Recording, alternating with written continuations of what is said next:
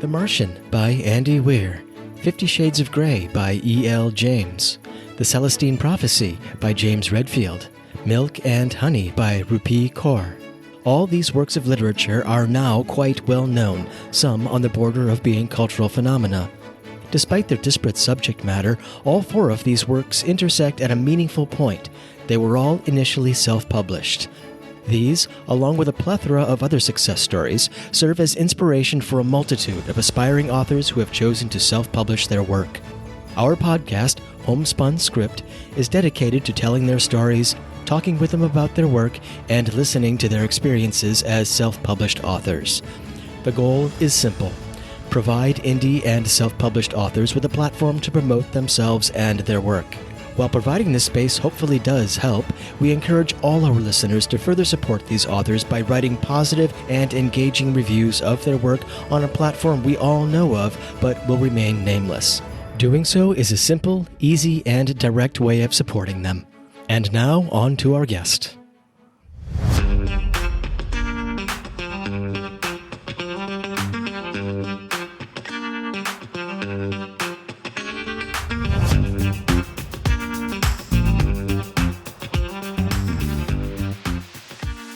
Hello, and welcome to the podcast Homespun Script. My guest today is Mike Kelso. Mike is the author of 3 collections of short stories, as well as the novel Misadventures of a Cryptid Hunter, published in January of this year. So, Mike, you classify yourself primarily as a horror writer, with your most successful writing focusing on cryptids. Let's start from an early square one if you prefer, or maybe a bit further in the progression if you like. What is it about horror and specifically cryptids that interests you? Yeah, I do classify myself as a horror writer, but I'm the kind of horror writer that leans more towards suspense thriller. I don't really go in for the splatter gore type stuff. However, I do have some stories with some blood in them and not very nice happenings in them. I mean, that's why they call it horror.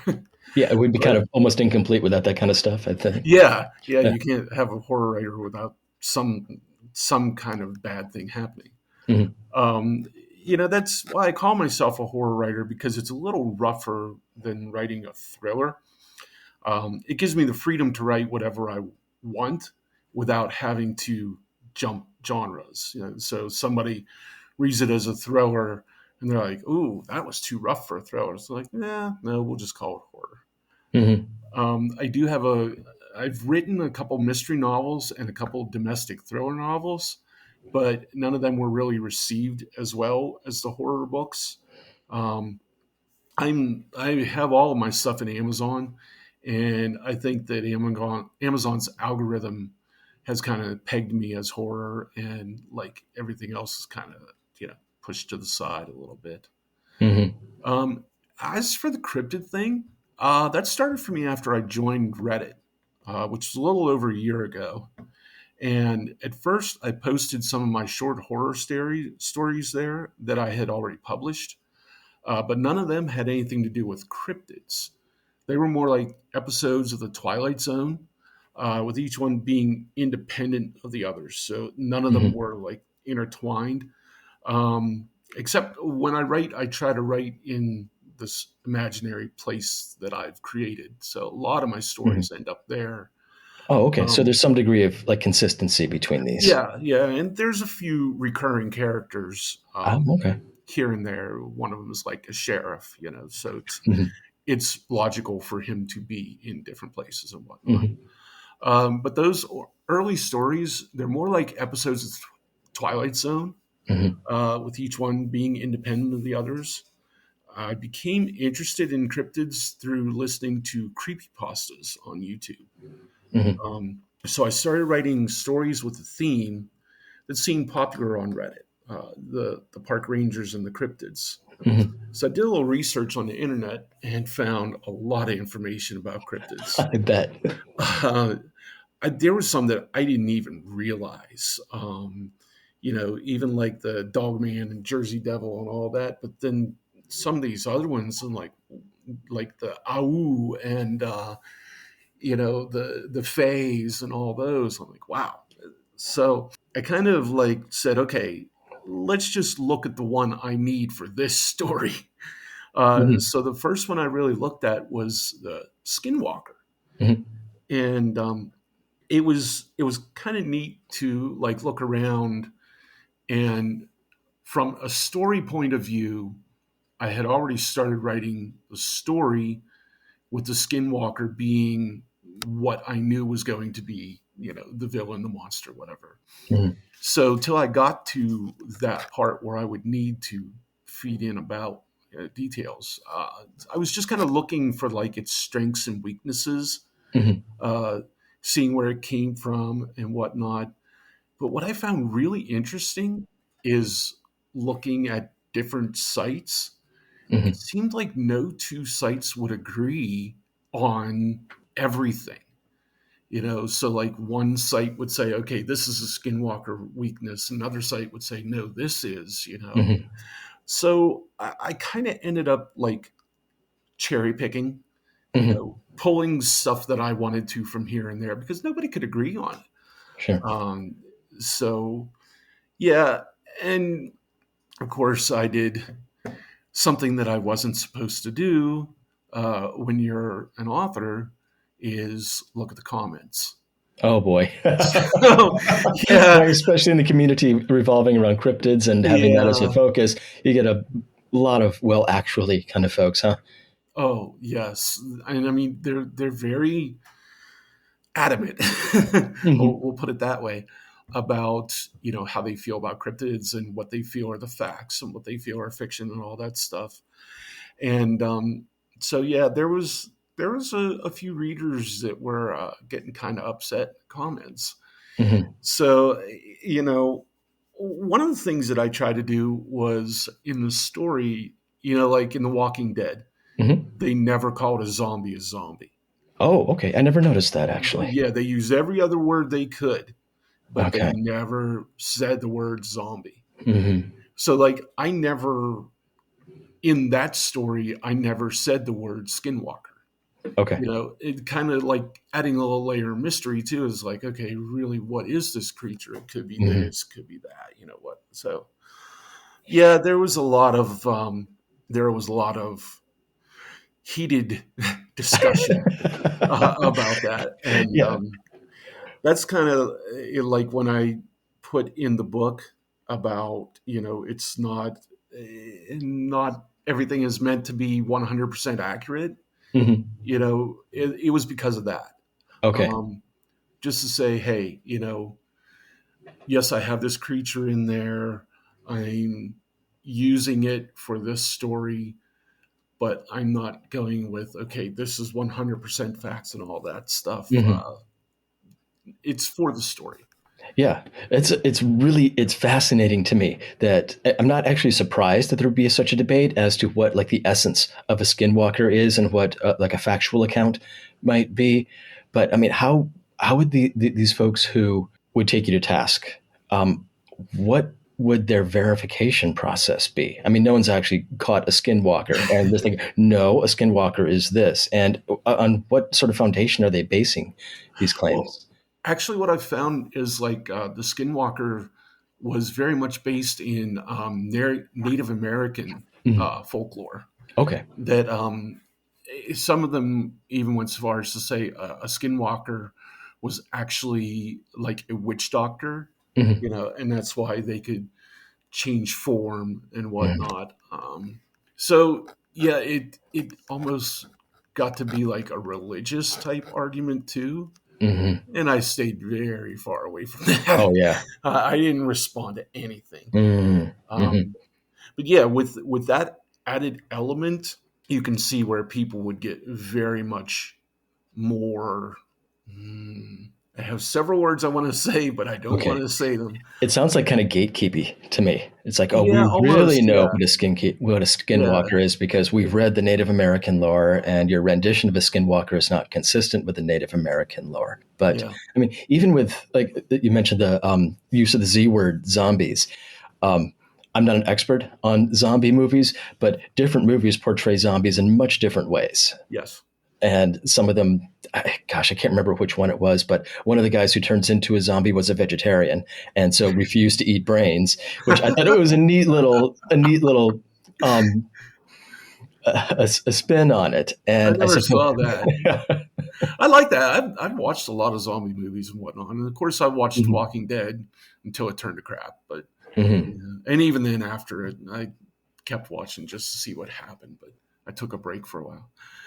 But yeah, I mean, it's everybody's interpretation on that creature, and what a lot of these people who are saying no, that doesn't happen that way is like, okay, you take vampires and mhm. werewolves. How many different variations, Oh interpretations, and whatnot gosh, are there of them? yeah, uh-huh. You know, but when people are on a roll and they feel like they've been slighted or whatever, they really, you know, buckle down and say, not on my watch. Right, yeah. I am an expert on the essence of what a zombie, a werewolf, and a Yeah, vampire is, and you better not tell me otherwise.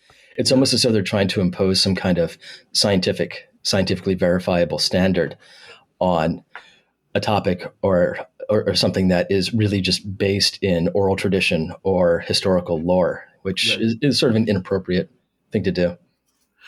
I I can see their viewpoint somewhat Hmm. though, because my favorite horror book is Frankenstein. Uh, And if you've ever read Frankenstein, it is nothing at all like the early movies made it. hmm. Uh, the movies were so horrible to that story. Yeah. The creature was actually like he was the hero until he became the villain. Hmm. And to follow along, have you ever read Frankenstein? Oh, yeah. Yeah. Okay, so when he's there with the villagers and he's taking care of them, and taking care of their wood and all that and helping them to survive. Hmm. And then there's the point where here's this huge, strong creature who is absolutely terrified just to go up and knock on the door for his fear of rejection. Hmm. That's to me. There are so many moments like that in Frankenstein that people just don't get, if they don't read the book. Hmm. And to me, those moments are like so much more powerful. Hmm. Especially when, he goes up to the blind grandpa and he's talking to him and all that, and he's trying to gain the courage to tell him, "Hey, I'm the person who's been helping you." Hmm. And then the grandchildren come in, and all they see is the monster. Hmm. So they start throwing stuff at him and all this Yeah. stuff, and he could have easily right there just like tore them to pieces. Hmm. But he was so damaged, he was so devastated from their rejection Hmm. that he just ran away. And Hmm. had to. Yeah, I love Frankenstein. I could talk for hours on Frankenstein. Oh yeah, and the villain kind of isn't the monster there. It's really more metaphorically, it can be social reception to advancement or progression in technology. And yeah, there's certainly flaws with the book, but the impact is undeniable. Yeah.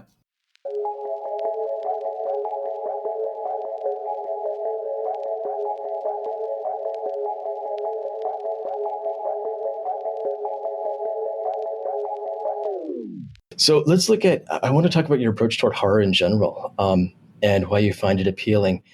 And maybe let's just look at a history of cryptids from like Swamp Thing to X Files, because they've been portrayed very differently from like the 1950s portrayal and even Frankenstein and up until now. Yeah. Well, my approach to horror is like whenever I have a reader, I want to bring them along for a little trip. Mhm, And then I want to drop them in the worst possible situation and like then see if they get out of it. It's mhm, like my favorite scenes to write are when the protagonist is trapped mhm. and he's just about to be discovered or caught by whoever, whatever. Yeah. And that moment in time where everything seems to slow down and all that character can do is focus on the basics, like breathing as quietly as possible Oh so yeah. the creature doesn't hear them. But of course, in focusing on that, that's when they realize, and it comes into how loud their breath sounds, and they start to freak out, even though it's not any louder. It's Mhm. just that inward focus. So I just love doing that constant build of tension Mhm. to the point where the character can't take it anymore. Right. That's the way I love to write. Horror is my favorite because to me it cuts through all the crap and all the other little motivations. It boils down to three things: why are you afraid? What are you afraid of? And how are you going to deal with that fear? I've never heard it articulated as interesting as that. Yeah, you really boiled it down well there. So, yeah, why are you afraid? And oftentimes I think I mean, it can't just be fear of death, right? Because there's a difference in writing a novel about being in a situation. I'm thinking maybe military oriented novels where there's a soldier in a very difficult situation and is aware of his heart beating, aware of his breath because he doesn't want the enemy to see them. And there's a difference between that and having a werewolf stalking you. Yeah. Uh-huh. Well, and also one of the things that I go with, like in the "What are you afraid of?" in the early parts of a short story that I write, what they're afraid of is the unknown. Mm-hmm. And the unknown, the dark, is so powerful, and you can use it so many ways so effectively, Mm-hmm. um, because you don't know. And like if you get a hint of what could be out there, and it's like, oh no, I don't want that. Yeah. But then you're in the dark, you're alone, Right. you don't know. Yeah. And it, like, your imagination, it can just go crazy on you. Yeah. There's a complete That's one lack. of the things I like to do too. Yeah. It seems like it almost gets down to like there's a lack of control Yeah. over one's circumstances. And I mean, you mentioned before about being very aware of how loud one's breath is and like how loud one's heart is beating. And these are very, very basic things over which we kind of have control, but not maybe not as much as we would think, Yeah. as you mentioned up there. Yeah. As for cryptids, Mm-hmm. I never really read much about cryptids growing up. Mm-hmm. Of course, there was Bigfoot. That's Yeah. the 800-pound gorilla of cryptids. Mm-hmm. um, I remember watching the TV show In Search of with Leonard Nimoy, Mm-hmm. Yeah, and I remember that too. yeah, they played the creepy music in the background and Yeah. showed the blurry video, and it's like, Mm-hmm. oh my gosh, this thing is going to come kick down my back door. It's going to come Mm-hmm. get me. That was pretty much my experience with cryptids. And I mean, I haven't really gotten into horror much until like 10, 15 years ago or so. Mm-hmm. Um, like as a kid, I wanted to stay as far away from that as possible. Uh, Mm-hmm. eh, Unfortunately, I lived near a wooded area, and Mm-hmm. in So yeah, my it was a little imagination, closer. Yeah. that's where I get torturing my characters from, because my imagination used to do it to me. Yeah. It's like, yeah, look out that window. I dare you to, that Mm-hmm. kind of thing. I actually wrote a couple scenes exactly like that, from kind of inspired by my youth in my shorter book, my middle grade book, Monster in the Woods. Mm-hmm. And it was kind of fun to like go back and revisit that, to remember as a kid that, hey, I didn't want to look out the back window towards the woods Mm-hmm. because I didn't want to know what was back there. Mm-hmm. Yeah, Um, for me, it was the basement. I didn't want to get out of yeah, the basement.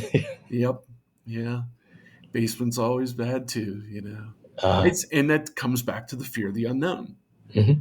It's like, I know what's down there, what's making that creaking noise. You never think, oh, it's just the oil furnace. Mm-hmm. It's yeah, your mind gets you every time. When I was a kid, despite the fact that it maybe kept me up late at night, I much preferred watching In Search of with Leonard Nimoy to Scooby Doo. Yeah, Because even though there are monsters in Scooby Doo, I think Scooby Doo had a really damaging effect on me in terms of how interesting I see the world. or whether or not I see the world as interesting or not, because every daggone episode of Scooby-Doo, there's some kind of monster or ghost or something supposedly unknown that's scaring people away. And always it ends up just being some jerk with a mask who's trying to make money. Yep. And yeah, it took me an embarrassingly long time to figure that out. And yeah, so Scooby Doo is just sanitized to massive levels of just being boring. Yeah. Whereas, whether or not it was scientifically accurate, Leonard Nimoy's In Search Of was a heck of a lot more interesting because Oh there's yeah, it was. Mhm. And I mean, I watched the one with the Loch Ness monster, and I think he did one with UFOs and stuff like that. And Mhm. it was like just enough to make you curious. Like, hey, you know what? The way he presents this could be for real. Mhm. You Yeah. know? Maybe there's something else out there aside from just this boring reality that's in front of me. So Yeah. it's simultaneously frightening and interesting. One of my guilty pleasures when I travel for work and stay in a hotel is watching the History Channel. Hmm.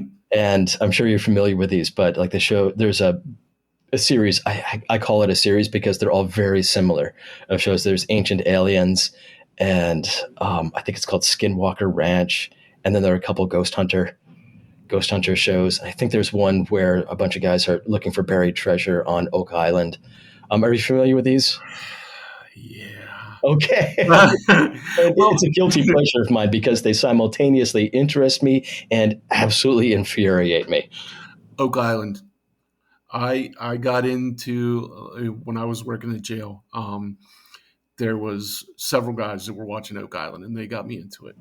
Hmm. And I was really interested in it for a while until I finally clicked and realized the formula of the show. Hmm. Okay, we're going to show you something in the first 5 minutes that you want us to find. Then we're going to spend 5 minutes talking about it.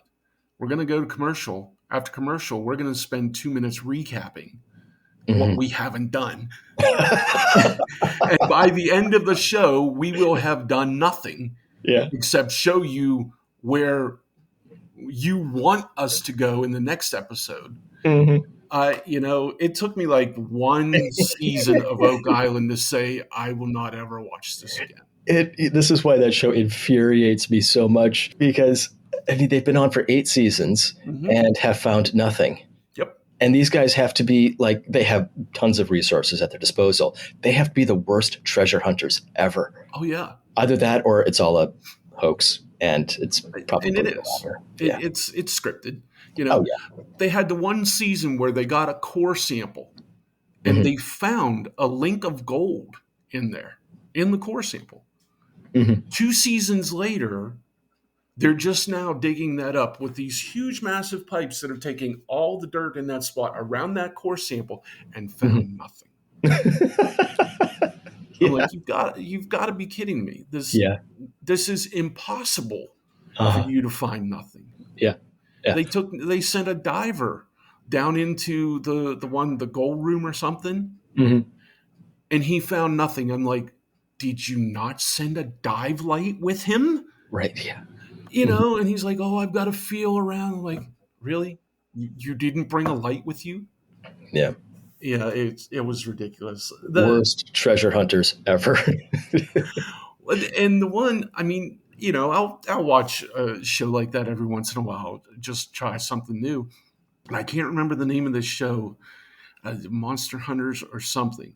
Hmm. And they had this crew that they took up in Nova Scotia, supposedly to where there is the most physical evidence of Bigfoot of any other place on Earth. Hmm. At the end of that episode, you know what they found? Okay. I was going to guess nothing. Yeah. Nothing. It's like, you cannot be this inept. Right. You cannot.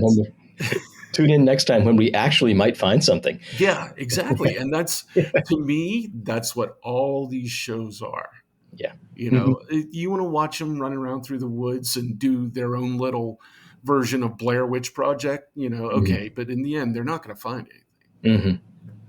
What's really funny about that is a little off topic. It's like 30 or 40 miles away from my house. It's an abandoned prison, and what it was a state prison, one of the big prisons, Hmm. and they had, at least last year, I hope I can go again this year, where you can go and pay them, and you can go in and tour. Hmm. You can go into all the buildings and everything. There's a couple you couldn't go in because they're like falling apart and whatnot.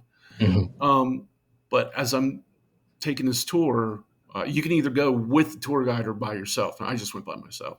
Hmm. And I'm going through this older building, and I just happen to see this like metal box sitting out in the middle of the hallway with a little red light on it. I'm like, what in the world? And I look in the room, and there's these two people with all these computers and all this stuff set up. Oh boy. They were like monitoring for paranormal uh, activity and whatnot. I'm like, Hmm. oh, sorry, and I booked it out of Oh. there. But you know, I mean, there's lots of shows that do that and look for real, and then there's the other ones. I watched this one show where they were going to what, like Lizzie Borden's house or something like that, Hmm. and they had this camera spectrometer or something where you could see paranormal activity. It made it like glow orange and all this stuff. Hmm. So they found this spot. It was underneath a big chest. It was just like glowing bright orange. Hmm. Oh wow, look what we found. Did they open the chest? Did they move the chest? No. Oh gosh. It's like, Yeah. why would you bring us here and not follow through? You know? Hmm. Well, there's a long and disturbing history of paranormal scammers that dates back a long way, and people like Helen Blavatsky and people like that, and it's just kind of taken a different form right now, but in the form of pseudoscience Yeah. and national television. You can cash in if you can, you know, get through a whole season without telling the Yeah, watchers anything, but still right. keeping them interested. Yep, blowing a whole bunch of money and finding nothing. Yeah.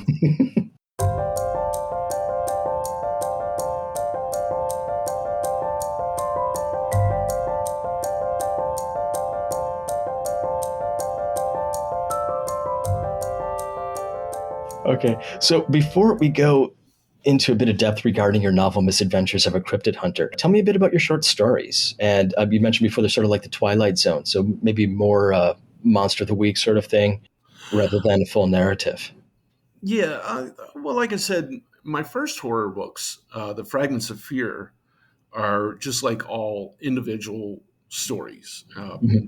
Most of them are unrelated. There was one Hmm. like I did a sequel or whatnot, but and I would just write about whatever struck me as interesting. So a lot of them are like grounded in everyday reality Hmm. because I like to show the terror in everyday things and situations that people take for Hmm. granted. Hmm. Um, for example, one of my flash fiction horror stories was about a can of beans. Oh, you have to elaborate on that. Do you want me to I, just give that one away? oh, okay. Yeah, maybe not give it away, but that anything you Well, could say about that, I'm instantly going to find it fascinating. I can guarantee you the that. horror of the story was the person was alone at sea in a life raft, Hmm. and they had been at sea for many days. They were literally starving to death, and they were slowly going insane to where the can of beans was talking to them. Oh, okay. And of course, they had no can opener. There was no way to open it. They had nothing to drink. Hmm. You know, it was just, and that buildup is most of the story. Hmm. You know, so there's an interesting end to it. But yeah, it's just like stuff like that, like Hmm. putting people in situations Hmm. and in seeing what they do. Hmm. You know, one of my stories was about a guy being in school taking tests. Hmm. Oh, we've all He, had that nightmare. I still have it at 51 years old. Yeah. well, this was a little different. He had Okay. to. He was in the school and there was no one there. It was one of those like back rooms things where it's like Uh-huh. no one's there, and the paper just said, "Why should you live?" And it was Oh a blank my. piece of paper. Hmm. However, there were no pencils and no pens. Mhm. So, that was the whole, like I said in the story, this is a teacher's dream. You know, we're going to give you tests, but we're not going to give you a pencil or pen. Right. It saves time when grading, I suppose. But yeah, Yep. Yep. okay. I thought that was going to go in a different direction, where you have a nightmare where someone has to take a test for a class they've never attended for an entire semester, Yeah. which very cliched. But yeah, I like the direction you went with that. Well, this one, they had to justify their life. And Uh-huh. in the end, they ended up like going crazy and throwing desks around and stuff. And there was a piece of wood that got stuck in a splinter, and they started bleeding. Hmm. And he realized, like, okay, here we go. So he took the splinter and actually wrote on the paper with his own blood. Oh boy, yeah, that's one dedicated student there. I don't know if I'd do that. Well, there was also a clock on the desk that was slowly counting down. Okay. So it's like, yeah, justify your life quickly, or Hmm. Yeah. so. Yeah, I mean, I love doing those kind of stories Hmm. because they could come from anywhere. I Hmm. wrote one about a save. Yeah, I wrote one about an assassin that in the end was chasing himself. That kind of thing.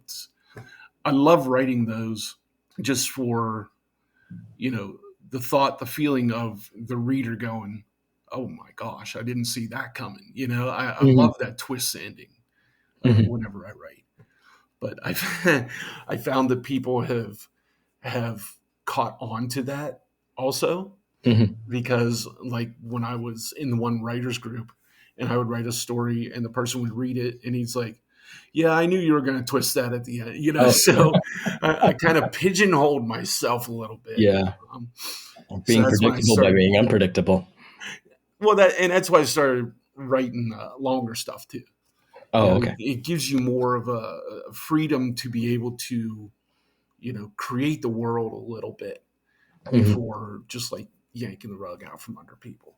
Mm. Oh, okay. Yeah. But yeah, I hadn't really done anything about cryptids until I got on Reddit, and like I was, like I said, listening to creepypastas, and was listening to these park ranger and cryptid stories and stuff like that. And I really like, okay, this looks cool. I can do this. Hmm. So that's why I started writing them. And the people on Reddit were like going crazy for him, Oh, cool. because you have all these narrators on there that don't have a lot of people, and they're always looking for content. So they would, oh, I loved your story. Can I narrate it? I'm like, sure, no problem. Um, and eventually it got to where I was talking to a couple of the bigger names, Lighthouse Horror, Mr. Creeps, Creepypasta Junior, and those guys were even saying, hey, can I narrate your stories and whatnot? I was like, yeah, great. The ones who could afford it would give me some money for it, and everybody else would be like, hey, do you mind? I'm like, no, I don't mind. So I would give like 3, 4 people permission to narrate the same story, Hmm. and they were all like, oh, what do you want us to do? Like, I want you to do what you do. This is like, these are my words, but your video is going to be your performance of Hmm. my words. So you know this is, here, use it, but then you use it your way, Hmm. and you create the performance. Kind of like going from script writer to actor. Hmm. you know the script writer writes it, but then the actor is the one that brings it to life. Hmm. So that's why I was like, letting everybody do it. Was like, no, I enjoy the performances.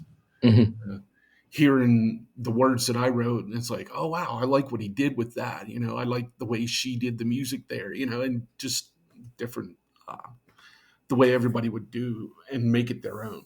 Hmm.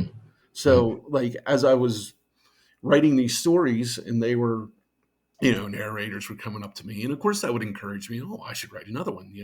Hmm. So I'm just writing and writing and writing all these cryptid stories, and finally I'm like, I've got like 9, 10, 11, 12 stories here. I should put that together in a book, Yeah. and that's what became the first uh, Dark Tales of Cryptids and Park Rangers. Hmm. Oh, okay. So, and then it just kept going and going. Ended up doing another uh, couple books like that. So Hmm. it definitely it came together nicely that I could write these stories that other people were able to use to help them, and then I would come back and put them in a book, and put it out to help me. So Hmm. it was very much a win-win, pay it forward kind of thing. Hmm. And I really liked it like that. Yeah, it seems like a very mutually beneficial arrangement. Yeah. Yeah. I can also see how this theme that you have, Park Ranger and Cryptid, quickly works its way into the novel Misadventures of a Cryptid Hunter. Yeah. So I did read this, and I read it quite quickly and thoroughly enjoyed it. You've already explained a little bit of how the book came to be. Maybe you talk a little bit more about that. Well, early on, I had a problem deciding what category the book would fit in, Uh-huh. because I mean, yes, it's horror. There's creatures that are trying to kill everybody, but there's so much humor that it was just like I couldn't decide. I mean, I didn't want it to go in with slapstick, but if you put it in with horror without some description, without some explanation, Mhm. people are going to be like, nah. So what I finally came to the conclusion is that in its bones, this Mhm. is a horror story. The creature he faces off, they all have deadly intent. He just chooses humor as his way of dealing with a horrible situation. Mhm. So as I was writing these other cryptid stories, like I said, I had read the comments, which you're not supposed to do, but that actually like formed this main character for me because I started writing this book as just another one of my short stories, but the main character was this jerk. Mhm. Yeah, He was just that's like, I accurate. hate my job. I don't care about people and all that stuff. And part of it was I at that point I had written like probably dozens of these cryptid hunter stories, Mhm. park ranger stories. And in all of them, the ranger was pretty much this straight laced, upstanding Boy Scout type of guy. And And I, that's this I guy. wanted this guy to be the opposite. I wanted this guy to have the attitude of, I don't give a blank what you think about me. I'm going to do what I do. And if you don't like it, you can get the blank away from me, that kind of thing. Yeah. And I started to write it, and it was so much fun to write. This book was hands down the most fun I've had writing any of my books. Mhm. And I'm up over, I don't even know anymore, 15, 16 books. Oh, But wow. this hands down the most fun to write. Mhm. Um, so like I wrote the first one as a short story, and it was like, oh man, I could definitely go a lot farther with this. So like I started into the second one, and they were running like around 4,000 words because that's what the narrators, that's the length they kind of like. Mhm. It's long enough for people to get involved in the story, but it's short enough that you're not boring people to death or reading Mhm. a novel or anything like that. Right. So before I knew it, I had two parts of the story written, Mhm. and that's when I approached Mr. Creeps, and Mhm. he'd already narrated several of my stories. And I said, hey, would you be interested in narrating this story exclusively? So, Mhm. like, you would be the only one. He's like, yeah, so he agreed. And at first, he just did part one, which was just the 4,000 word story. But then I kept writing more parts and more parts, and then he like redid it where it was like part 1 through 4. Hmm. So it was like, in the end, it ends up being like a third of the novel, Hmm. and he narrated all that. And that video now has over 600,000 views. Wow, that's incredible. It's been out for like over a year, Hmm. but yeah, I mean, I've been really happy with that. That it's like that many people are enjoying my story, Hmm. and that's where the book came from. Like, I just kept going with it because I knew at that point it was destined to be a book. Hmm. I knew there was more stories. I knew where they were going and all that. And it's like, okay, I'm not stopping until this is a book. And even at the end of the book, I mean, I'm sure you've read that there is most definitely a part 2. Hmm. There is most definitely a direction that I'm going with it. Hmm. Um, as much as the first part was kind of like the character finding himself, me finding the character and all that. But as it progresses from there, you can see a change, you can see a maturity. It Hmm. comes to the person, it comes to the character. And, you know, I still want him to have fun. I still want to inject humor as much as I can, but it's not like at the beginning, and that's one of the things I'm most proud of in this book, that there is, you can see a definitely a progression of this character from beginning to end. Oh yeah, yeah, he And does I've had develop. several people's like, you know what? I started out, I didn't like this guy, Yeah. but as it went, it's kind of like you get to understand him, Hmm. and you get it as like, okay, I see why. Yeah, he's still a jerk, but I see why he's a jerk. Hmm. You know, Yeah, the way I saw it was you crafting a character with very little in the way of redeemable characteristics or redeemable traits, hmm and like just a bunch of negative things. Yeah, he's a klutz, he's a jerk, he's mean to other people, he's almost nihilistic in a way, and then somehow you still make him likable and not like really a bad person. I think that in the end, it becomes about the relationships. Yeah. Kind of like his Hmm. relationships redeem him. Hmm. He comes to the point where how he deals with other people, and how he eventually even starts to lean on other people, which the character in the beginning probably would not have done that. Yeah. But as he goes and he's like, okay, I need help here. And I realize that I need help here. And Hmm. the first time that you see is like, hey, I need help here, you kind of realize, hey, this guy's starting to grow a little bit. Hmm. So yeah, Yeah. I was really happy with that. Yeah, he has to be one of the luckiest main characters I've ever encountered because in the way you introduce him, he has no skills at all that would Yeah. be appropriate for catching Bigfoot. And Yep. somehow he always ends up smelling like roses, and those roses might be a little bit bloody, but he somehow manages to get things done in the end. And that's another way that I wanted to go to.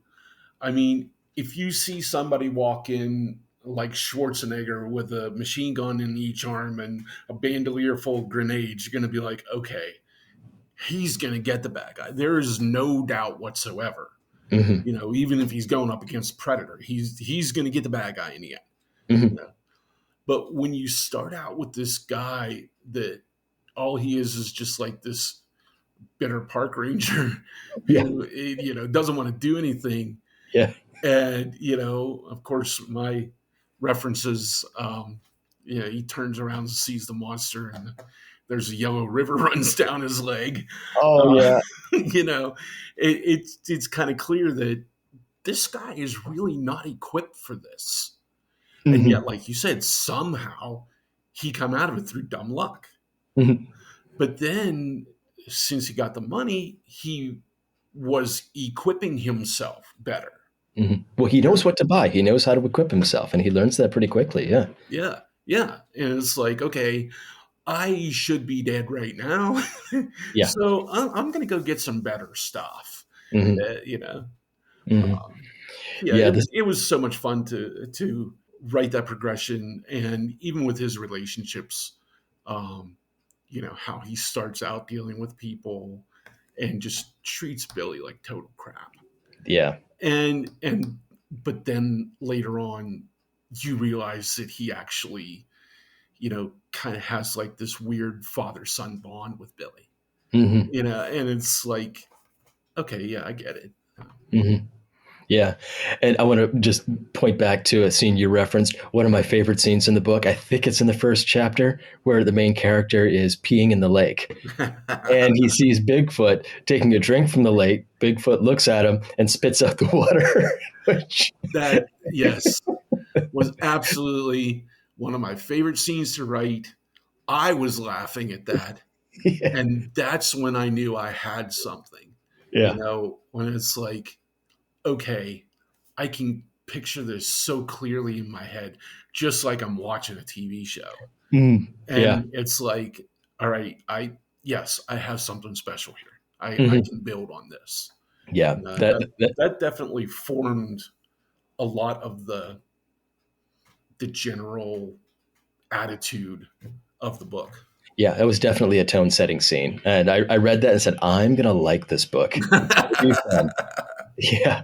So, another thing I really liked in the book was the general store that the main character goes to. That just seems to kind of I mean, it's kind of a backwoods general store, you'd think, because they're in the middle. I would assume a national park since he's a park ranger or a Yeah. state park. And somehow this store has all kinds of really cool stuff. Well, I when I'm writing, I mean, I don't really outline.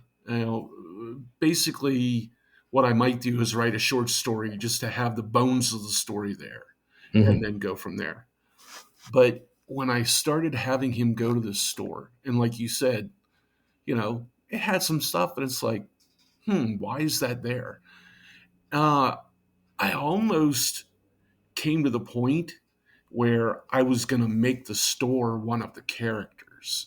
Hmm. Like he walks in and asks for this utterly impossible thing, and Billy says, "Oh yeah, Al five."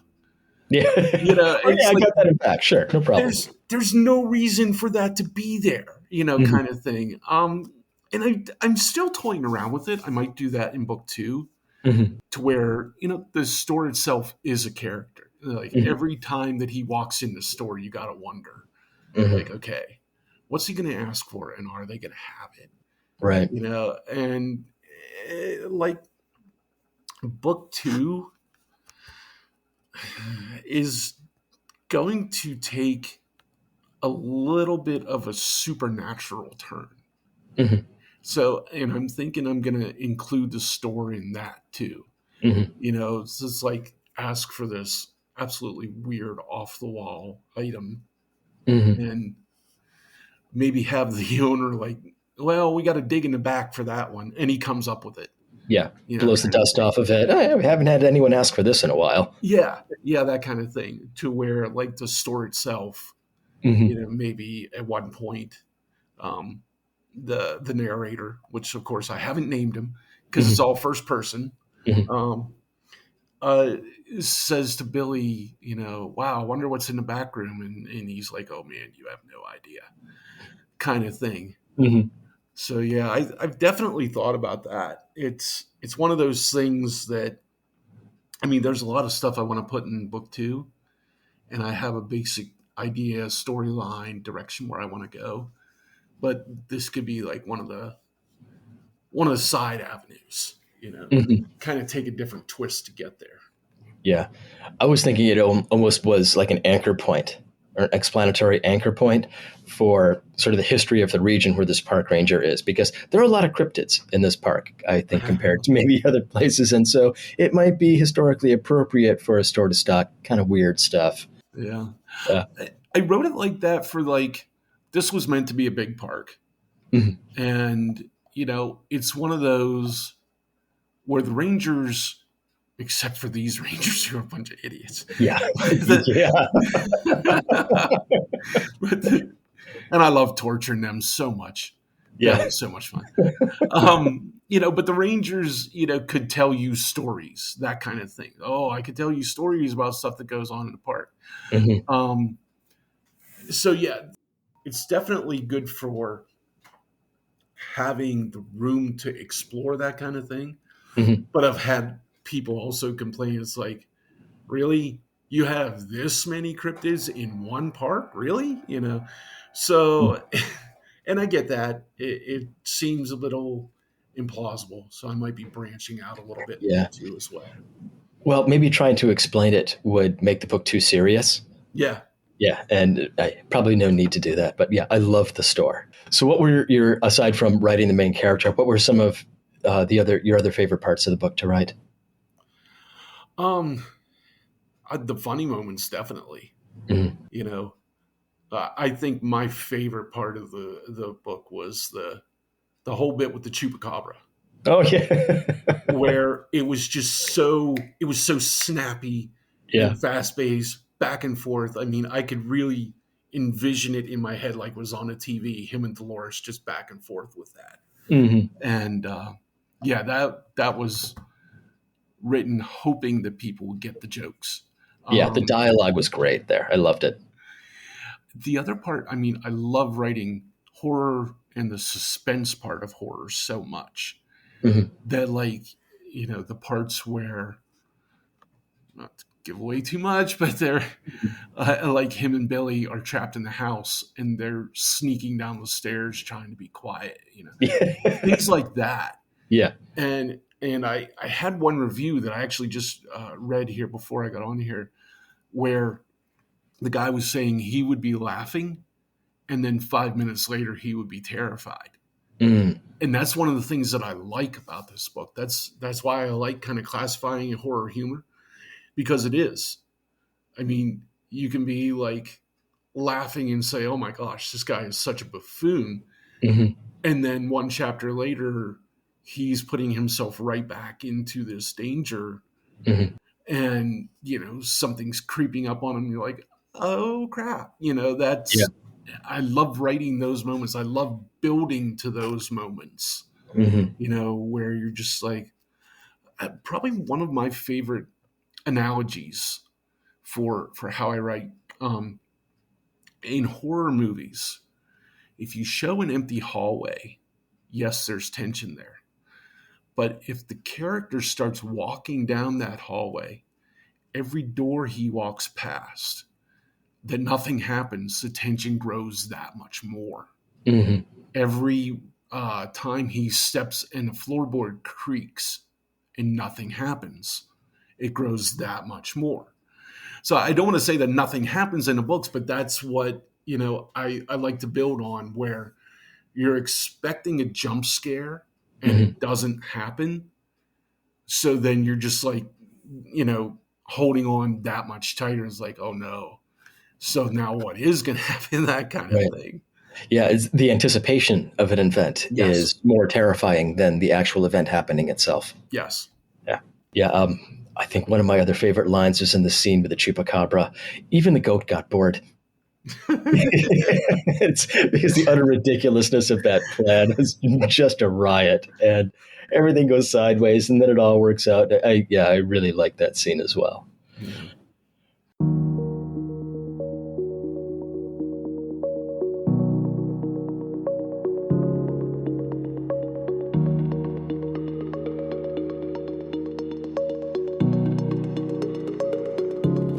Yeah. So you self-published? Have you self-published your work? I know you have one work out with an independent publisher. Is that correct?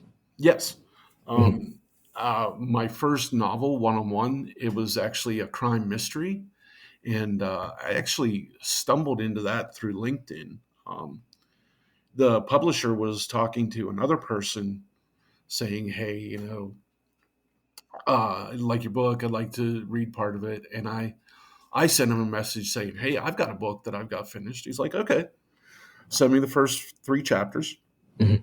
A couple days later, he's like, "All right, send me the book." And like 2 weeks after that, he's like, "Yeah, let's do it." Wow. So I mean, it's small publisher from like out in Wyoming and whatnot, but it was really I love the experience for going through the experience. Okay. Um, because like we were back and forth and he was like, okay, we need to edit. So he would send me edits and we'd talk back and forth. And it was probably like a year from the time that he said, okay, till we like had the edits done, signed a contract and all that stuff. Hmm. And of course, it's a small publisher. So I didn't there was no upfront, nothing. Hmm. I got a piece of the sales and that was it. Hmm. But once again, like a lot of people are coming to realize that these small publishers and even large publishers anymore, like you're on your own for marketing. Oh, okay. And I didn't realize that. Hmm. Yeah, and I learned a lot of stuff through that book, through building on that experience and whatnot. And just coming out of that, realizing that, yeah, I am on my own, I decided that I didn't want to go look for a publisher anymore Hmm. because you lose the control.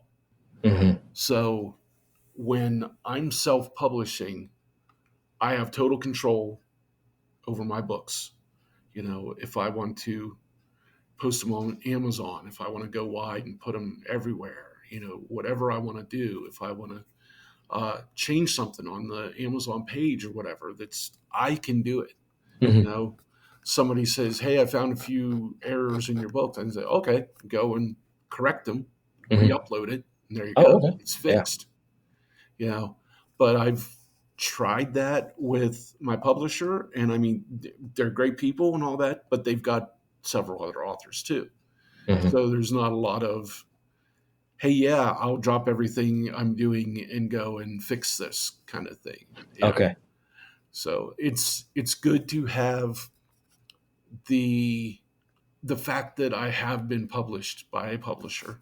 Hmm. I actually kind of pushed him a little bit, and he did get my book made into hardcover and into the Library of Congress. Oh, no kidding. So yeah, I was very very happy with Fantastic. that. Yeah. Um, but yeah, self-publishing I really like for the fact that I have total control. Now I'm totally responsible for its success or failure then as well. Hmm. Um, but I've tried to learn as much as I can about what to do, when to do it, and all that. Hmm. And it comes back to a friend that I met on Instagram about like a year or so ago. His name's Boris Basic, Hmm. and he is a horror writer, exceptional horror writer. Um, he and I actually we write in the same kind of style. Uh, Not with Misadventures. Misadventures is more the humor, but with our other horror writing. And I've read like, oh my gosh, 6, 7, 8 of his books, and Hmm. love him. He's a really great author. He gave me so much great advice, and I almost have come to the point where when I met him and he and I started talking and he started giving me this advice and I started acting on it, it's almost like the second launch of my writing career. Oh, wow. Because if you just go in and look at my Amazon sales, like from 2012 to 2020 22, I think is when I met him. They're all just like there's these tiny little blips here and there, the sale Hmm. here and there, and then it just starts shooting up. Oh, wow. Once I started listening to his advice, Hmm. first of which was go all Amazon, which I know that some people don't like that. I don't like some of the things that Amazon does either, but I cannot argue with results. Yeah. I've seen a lot more popularity, a lot more sales through doing just Amazon. Hmm. And this guy is just like so generous with his time, with his advice and everything. I mean, we talk at least a couple times a week, Hmm. and he'll tell me what's going on with his books. He's kind of like trying to switch over to thriller now.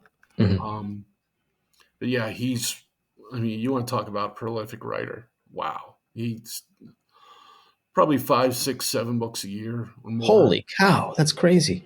Well, he's able now to afford it. He is just writing. That's his day job. Okay. So, yeah, with his books, he's been successful enough to be able to do that. But yeah, he writes a ton. Um, and I mean, I write a lot. I published 5 books last year. Wow. Um, and I have one out this year, and I'm working on a 5 book zombie series that I want to release this year. Hmm. And after that, probably work on book 2 of Misadventures. Hmm. But yeah, he just blows me away. Wow. And So writing. do you get beta readers and outside editors for all these books, or Um, do you do that yeah, yourself? actually, I had a few people that Boris actually hooked me up with for beta readers, and they've been tremendous. I thank them in every book that I put out. Um, yeah, they help out a lot. Um, I I'm going to say something I shouldn't say now, so we We can can edit it out if you yeah want. we can just put a little mark here Yeah, saying this is where you you can just edit. go beep or something like that, and that'll be very funny. I don't do editors. And I Okay. know that people say, no, no, no, you have to edit your book. If you don't get your book professionally edited, you're a piece of crap, your book's a piece of crap, and all this stuff. And I just, it's so expensive. Hmm. And I know, you want the best for the book, but if you don't have the money, then, what can you do? I Yeah. did now with Misadventures, I actually used AutoCrit, Hmm. and that helped out a lot. Um, I try to edit as best I can, and I'll send it to the beta readers, and they'll be like, "Oh yeah, well, you know, check out this and check out this," and then I'll go back and I'll edit it again, and it's. I would love to be able to afford an editor and say, "Here, tell me what's wrong with my book. Tell me if it hits these beats. Tell me if," but I can't. Yeah. you know. And it's just a very, I don't know, it's very tough to edit your own book, but it's also tough to be in someone else's hands. Yeah. It's like if you don't get the right editor. Hmm. I've heard stories about people who were writing a romance book and their editor was for thrillers, and it didn't gel, that Yeah. type of thing. So, aside from not having the money, it's also okay, how do I get out there and find the right editor if, unless I let them edit the book, Hmm. you know? I try to do my editing the best I can. And then like I said, AutoCrit is incredibly helpful. Hmm. And I try to put out the best thing that I possibly can. When I'm writing, I find that I'm simultaneously my own worst critic and also my own biggest fan. Yeah. And occupying both ends of the spectrum there usually leads to me not getting anything down. Yeah, it's very frustrating. Well, I'm kind of the opposite way. I love, one of my favorite metaphors is the sandbox metaphor. Hmm. When you're writing that first draft, all you're doing is shoveling sand into the sandbox, and then you're going to come back later and make the sandcastles. Hmm. Oh, okay. Yeah. But you can't edit an empty page. Yeah. So, I mean, I've had times where I wrote 500, 1,000 words of absolute crap just to get to where I was like, okay, this is where the story is, Hmm. and that's just what I needed to do. I needed the motion of writing to get my mind going to like, okay, this is where we're finding the story. Okay, this is where the story is going. Hmm. Yeah. Very little of what is constituted as a first draft, I think, makes it into the final edit a lot of the time. Is that your experience? Um, yes and no. Okay. Uh, like with the short stories, I'll write very quickly. I've had where I wrote a 6,000 word short story in one night. And Wow. then it's a matter of going back through and re-editing and re-editing and re-editing to find what I really look for. But Hmm. the majority of what I want stays. Hmm. It's just a matter of fine tuning it. What Okay. I like to call it is That's sanding fair. it down, Okay. kind of thing. Um, but yeah, with my novel One on One, it actually started out as a 3,000 word short story, Hmm. and then I got done with it. It's like, oh no, there's way too much left here, yeah, Hmm. and just started putting more onto it. Hmm. If anything, after I'm done with a rough draft, I'll probably put more on. It's like, Uh-huh. okay, I could describe that a little bit better. Right. Or I yeah, could there's a work hole here, this. a hole there. Yeah. Yeah, yeah, I could work this scene in a little bit better over here, kind of thing. Hmm. Gotcha. Cool. Well, Mike, it's been wonderful having you on, and I've really enjoyed this conversation. Yeah, Me too. I don't often get a chance to complain about the shows on the History Channel with people. Yeah. So, where can people find you on social media? um, well, actually, my link tree is probably the best Okay. because that has everything else in with it. Hmm. And let me find that here. Okay. Well, if you, It's, yeah, I think you emailed it to me. I can put it in the show notes and yeah, just it's make a just note here. I think it's just author Michael Kelso at Linktree. Okay. Cool. Right. And yeah, I see you've got Twitter, Facebook, Threads, LinkedIn, Reddit, and TikTok. Yeah. Yeah, you're much more attuned to that kind of stuff than I am. Well, one of the things that I always thought is every social media is an opportunity. If nothing else, just Yeah. put your name, your books, your website, and all that on your profile. So Hmm. every profile that you do is an opportunity for someone to find you. Yeah. So that's why I have like probably 7, 8 um, different social medias. Hmm. The ones I really like right now, I've been doing a lot with Threads. I know Hmm. you won the Instagram made, and there's a really good book community over there at the moment. There is. Yeah. And I'm a big fan of Threads. I mean, isn't that where isn't that where we met? Yeah, it is. Yeah. And So yeah, it's I really like it over there. It reminds me of early Twitter. mhm, When people were actually there just to talk and didn't want to care about all the other crap. mhm. Yeah, I've been avoiding Twitter or X now, like kind of like the plague. But all right. Anyway, yeah, once again, it's been great having you on, and I wish you all the success as an author. Well, thank And you. Thanks yeah, for having me. so yeah, let's keep in touch. All righty. All right, take care. Thanks, you too.